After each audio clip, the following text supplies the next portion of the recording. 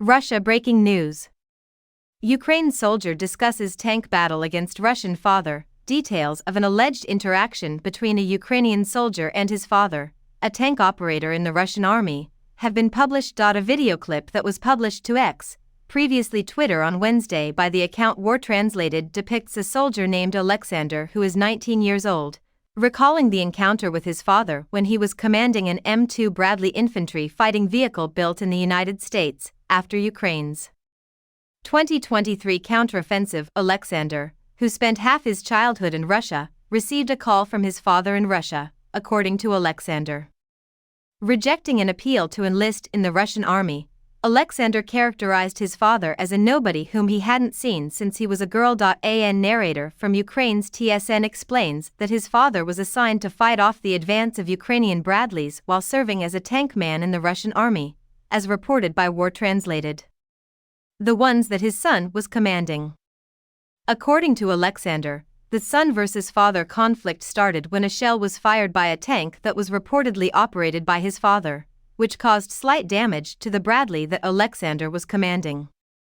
He stopped fire when he saw who was in the car, according to his father, who later told him over the phone. "My son, I ceased firing once I realized it was you," he exclaimed. Alexander spoke up. "I was like, so what?" When we were leaving, something kept coming at us. First-person view, FPV, drones allegedly helped the Ukrainians assault Alexander's father's tank, leading to his death. "His tank burned down," Alexander exclaimed. "It was said that he passed away. He was scorched in the water. He proceeded to burn it since our FPVs were destroying it. That, I suppose, was his destiny." According to reports, Alexander is allegedly still leading a Bradley in the defense of Avdiivka.